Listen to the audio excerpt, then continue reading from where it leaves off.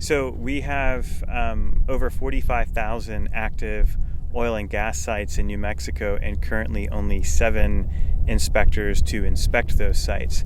So in New Mexico, the state heavily relies on self-policing within the oil and gas industry. We have basically about 1 inspector for every 6,500 to 7,000 active oil and gas well sites.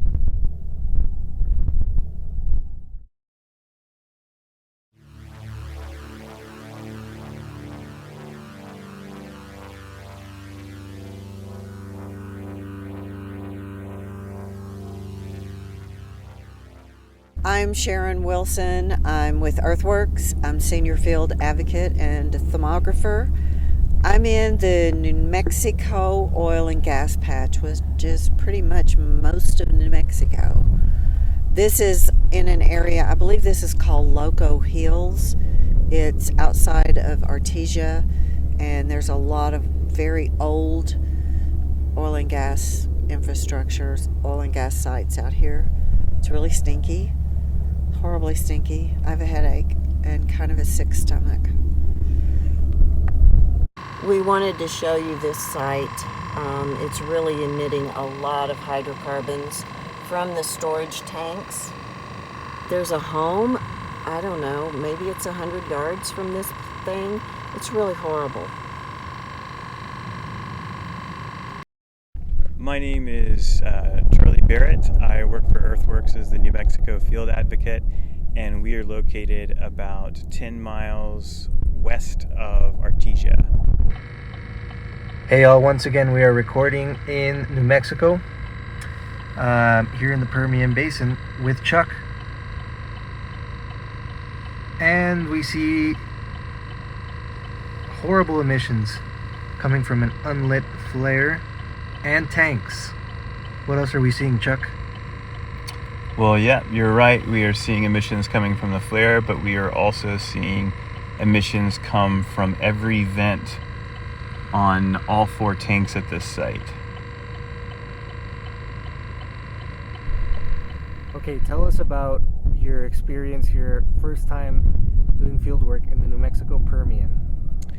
Yeah, I mean, it's pretty shocking. There's a lot of things that come to mind doing field work out here, and we tend to think, we spend a lot of time thinking about like the human consequences of the oil and gas industry, and we should do that. But there's one other thing that really stands out to me specifically here in this area as I'm looking at processing sites and pump jacks, compressor sites, and all the roads too, is the habitat fragmentation in this region. So it makes me think a lot about different ungulate species and how they migrate back and forth to forage for food. And it makes me think about ground-dwelling birds, where their reproduction cycles are interrupted by all the noise and vibrations from different facilities out here in the Permian Basin. Yeah, looking through the optical gas imaging camera and seeing, all the VOCs it's pretty shocking. I'm new to this, and so I see an industry that's completely unregulated, and I fear for the people that live in this area and the plants and wildlife that also live in this area and how they're affected. Yeah, that is definitely a complaint.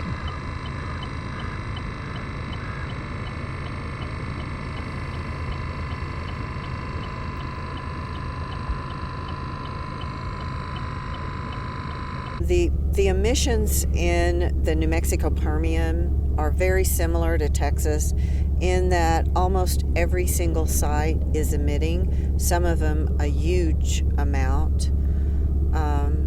We have to just decide whether it's triage. So if it's emitting a medium, a moderate amount, we just roll on and go to the next site, because there's too many emitters to record every single site.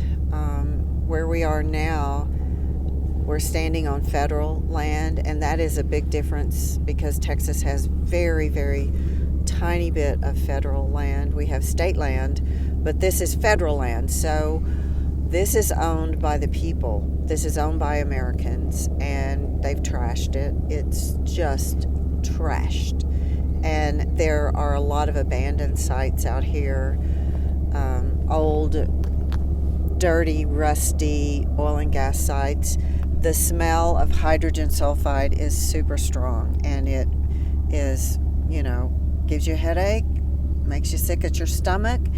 Enjoy your federal land, people. We're here close to Artesia, New Mexico, and we are seeing some tanks blasting with methane VOCs and a whole bunch of junk for the climate.